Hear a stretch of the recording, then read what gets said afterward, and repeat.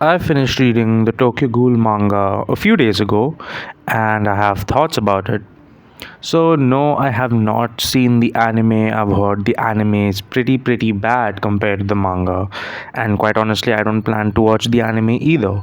So, let's talk about the Tokyo Ghoul manga. I started reading this manga long ago. I started reading Tokyo Ghoul, I think, 4 months ago or 3 months ago, and I was just coming off reading my first ever manga, Berserk. So Tokyo Ghoul is basically the second ever manga I've ever read, which is a hard follow up considering I read Berserk as my first manga, and I think Berserk is probably the greatest thing I'll ever read. So obviously, Tokyo Ghoul would never meet Berserk's levels. I mean, it was obvious from the start, from what people have said and from what I read. I was not expecting a insanely great manga or anything, but I was expecting it to be decent. I had heard about Tokyo Ghoul. It's not exactly like a indie manga or anime. So I decided to read, and I just finished reading the manga a few days ago. I actually started off on volume 10, and I thought I'm just gonna read the entire thing, and I read all the way up to volume 14 in one sitting. 3 hours of my life. Honestly, don't regret it. But I thought I'll just go over everything and start from the very first volume because I read in volumes, I don't read in chapters. Yeah, I'm weird, whatever. I did want to buy the manga, but turns out mangas are expensive. So I did read it online, so forgive me. But let's start with reviewing essentially kind of a review, but also like my thoughts wrap up on each volume. We'll start with volume 1, right? The very start of Tokyo Ghoul. Volume 1 is not that great. It's okay, it's an introductory volume. It has like cool moments, I guess. It kind of introduces you into the world and everything. But yeah, I remember reading this first volume and I didn't even finish the first volume until like quite a while because I was like, man, this is kind of boring. Because yeah, it was just Ken Kaneki, butchered that pronunciation. It was just Ken Kaneki. He gets bitten. I do like the ending of the very first chapter. Like that's what I remember essentially from this, which is my life is a tragedy or something like that. I'm not sure, but I do remember the panel being really cool. The whole ghoul thing is very intriguing. It does a good job setting up the world, but also unfortunately just wasn't that great that I was invested immediately into it. There's a reason it took me 4 months to finish this manga. It took me less than that for Berserk. So it was not like, oh, this is immediately I'm invested. It wasn't like that. Then you move on to volume 2, and volume 2 is also weird because I don't really remember much from volume 2, if I'm being honest. Now, how do you know a manga is good, right? Like, I should be able to remember certain things from the certain volumes of Tokyo Ghoul. Volume 2 is just there. I think this is more like character development and more world building, and I believe like there's some stuff with Tauka, I don't know. Tauka and Ken, and it's like, also I just realized Kaneki's name is Ken Kaneki, so his first name is Ken. That's so fucking weird. But yeah, so volume 2 just has Toka and shit, and it's like, yeah, I mean, that's cool. There's more Kaneki crying stuff, and that's fine, I guess. Now, volume 3, I actually kind of like. Why do I like volume 3? Because it introduces us to Mado, and I think Mado is a great character. He is so weird, he is so menacing, and honestly, he's the first villain of the entire manga, right? He's the first antagonist in the series of antagonists which come forward, but he is really cool. I love him so much. Probably the most iconic villain for me. Maybe it's just set in my brain, but that initial introduction of his, and then him killing Hinami's mom, is that the little girl's name? But yeah, him killing her, and that entire, you realize he's like a crazy psychotic person. Really good. The best part of that volume, I'm pretty sure, Mado is incredible. I really like Mado, right? Then volume 4, we're just browsing through the volumes. So I have to be honest, I actually was reading in chapters up until volume 4, and then I started reading in volumes from volume 6, I believe, or volume 5. I'm not sure. I'm pretty sure it was volume 6. So yeah, it's a bit weird because I realized you could read in volumes. But Suyama, or however the hell, the gourmet eater.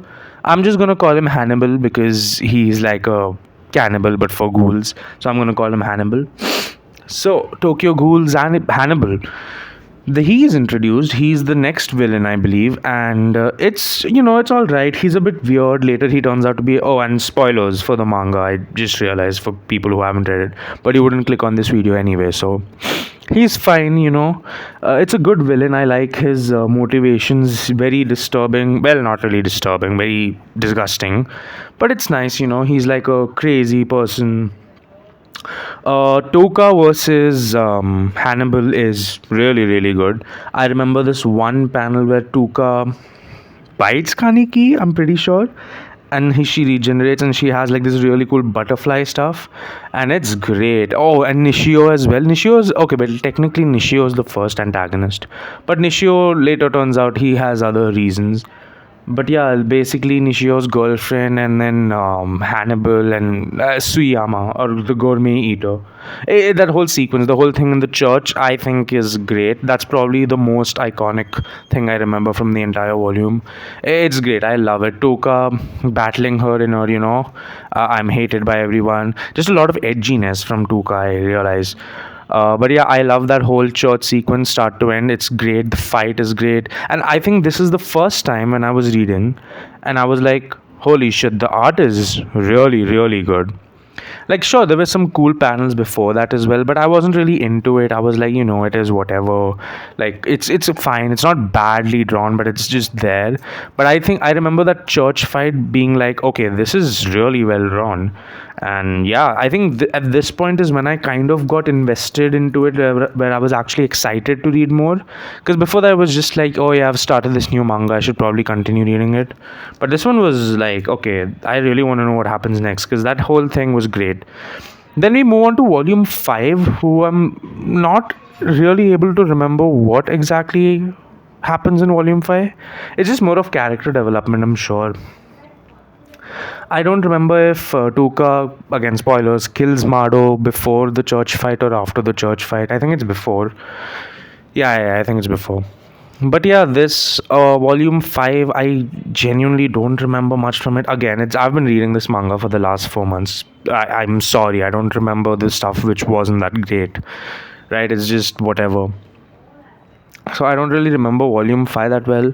I think Juzo is introduced in this volume. Volume 6 is more about the CCG and the police stuff. Again, I'm not saying these are like terrible volumes. I'm just saying it's probably just used as character development, and there's not really things which are, that iconic or so in them. Like, yeah, volume 6 is just it's all right, it's whatever. We do have Juzo, who's like a bit insane, and we get like more characters of the CCG. We get some great character development between Amon and whatnot. Amon is my favorite character in the entire manga, but we'll get to that later, right? We'll get to that. Then we have volume 7, and I think volume 7 is perfect. I don't find any flaw in volume 7. Start to end, it is 10 out of 10. The chapter when Kaneki finally accepts he's a ghoul is quite honestly so fucking good. I love it. Volume 7 is the first time when I was reading, and I was having the same level of excitement as I was having during Berserk's peak moments. And I was like, okay, this is really, really fucking cool. Volume 7 for me is like the best. Recently, my one of my friends asked me, like, okay, if you ever, I don't usually go back to stuff or reread or rewatch stuff, but she was like, okay, if you ever do go back to Tokyo Ghoul, which volume would you probably want to read? And I was tempted to say the last few volumes, but I was like, I'm probably gonna read volume 7. It's just too perfect. Like, volume 7 is the one volume I would come back to if I want to remember how good Tokyo Ghoul is. And then we have volume 8, which I think is a very, very, very good follow-up to volume 7. Volume 8 is when Kaneki. Okay, volume 7 basically Kaneki gets white hair, except he's a ghoul, fucking eats Jason. Great. Volume 8 is when he fights Ayato, and Kaneki versus Ayato, in my opinion, is still top 3 fights of the entire manga. It is so fucking cool. You really see this crazy, crazy side of Kaneki and how he's just he's just so overpowered and he's scary. Volume 8 really shows how good Kaneki could be as an antagonist. It's insane. Oh my god, I still remember so vividly where probably the one thing I'll remember about Tokyo Ghoul even years later is Kaneki basically telling Ayato, I'm gonna exactly break 103 bones in your body, and then he proceeds to do so. Insane. Insane. Volume 8 is very, very good. It gets obviously not as good as Volume 7. Like, both of these volumes are a bit weird because Volume 7 doesn't start that strong but ends great, and Volume 8 doesn't end that strong but it starts great. Again, Volume 8 is more like a, okay, temporary full stop. Then you have Volume 9, where we get new characters, Kotaro Amon's character development. We get Mado's daughter in the mix, which is, cool. I did make a review on Volume 9, and I do go over it in more detail because it was still fresh at that time in my memory. Right now, though, it's not really that. I mean, I remember liking the volume. It was mostly character development because it's like the aftermath of the escape from the weird torture place. Then we started with Volume 10. Volume 10 is again, it's like, okay, there's nothing really that iconic in it or something which is really making me remember. I remember Volume 10 being like a more character development thing. And then I'm just gonna like slowly gloss over the rest of the volumes because I read all of them together and I was in such a craze of reading, I didn't really remember which volume had what.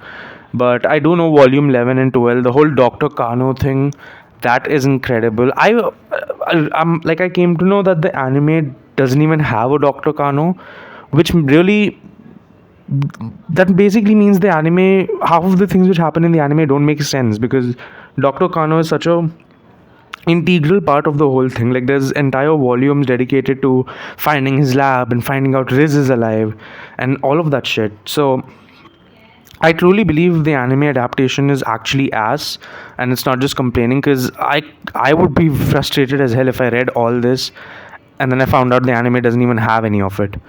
But yeah, volume 11 and 12, I believe this is the whole Kaneki meeting Dr. Kano and him talking to like the different members, Yomo rescuing Rez, a lot of things. I'm not here to delve into each of the volume and each of the panels and chapters. But yeah, volume 11 and 12, great. Volume 13 and 14 is the end of the Tokyo Ghoul manga. So fucking cool. I love the build up towards the last two volumes. I think honestly it's incredible. Volume 11 and 12 served as a build up to like the final raid at the cafe whose name I can't pronounce. I think it's great. Volume 14 is obviously like the end of the manga and it's really, really good. But yeah, it's just really nice. I love Arima. Oh my god, Arima is treated as this goddamn, he's basically known as the reaper of the CCG, and the whole, that one chapter in the last where Kaneki is like death is beautiful and then he approaches Arima standing on a flower bed or something and it turns out to be dead bodies. Oh, and the way Arima absolutely fucking decimates him. So I have been spoiled and I have found out that Kaneki does, come back. Because, spoiler alert, if you've not read the manga, Kaneki is basically killed at the end of the manga, which I think is hilarious if they just ended the manga right there and that was the ending. Like, Kaneki is dead. Arima absolutely fucking kills him. But I guess I'll have to read Tokyo Ghoul Re to find out how he's back and everything. And I got spoiled about a few other things as well. But if you aren't spoiled and you're have just read Tokyo Ghoul, which I think is unlikely. Yeah, just a lot of death. A lot of your favorite characters are probably gonna die. But yeah, I really, really like Tokyo Ghoul in general. I think it's a great manga. There's a few volumes which are like, it's whatever, it's filler. But then there's like a few volumes where you're like, okay, this is really fucking good. But overall, all in all, I think it's a great manga. Would I recommend people to read it? Absolutely. Please do not watch the anime. The anime is ass. I've seen a few clips of the anime and I'm like, wow, they did not do the manga even little bit of justice. It's really bad. That's basically two mangas I've read, both of which have ass anime adaptations. Perfect.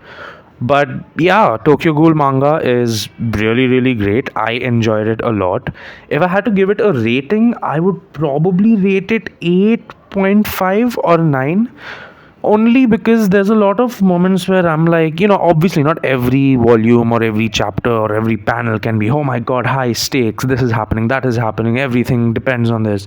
And I don't expect it to be either, right? But there's a lot of times when I'm like, okay, this is kind of boring, can we just move on already? Like, I understand it's important for character development and build up and everything, but it just gets like, again, this is just my personal opinion. I don't know how to write a manga. It's probably essential to write a good manga. I wouldn't know, but I just find it not that great. So I think if I had to give a proper final rating, maybe an 8, leaning a little bit towards 8.5. Because, like I said, there's a few things where I'm like, not really. I think the characters are great. I don't really have complaints with that. I think the storyline in the start is a bit boring, but it really becomes really strong later on. And yeah, I just love the whole mystery half the time and the lore. And like, I do like the ending. Now that I know there's a sequel, the ending is like intriguing because I'm like, oh shit, who's gonna reappear in RE or Re Tokyo Ghoul Re? What's happened to this character? What's happened to that character? So that interest is still there. But yeah, 8.5 out of 10 sounds good to me. That's my little review on the Tokyo Ghoul manga, the entire manga. I say little review, but it's over 15 minutes since I've been talking. But anyway, hope you guys had a great time watching the video. Let me know what you guys thought about the manga, all the Tokyo Ghoul manga readers. I know you guys are really less in population, but what did you guys think about it? I think it was great. Let me know your thoughts down below. Don't forget to leave a like and subscribe if you enjoyed the video.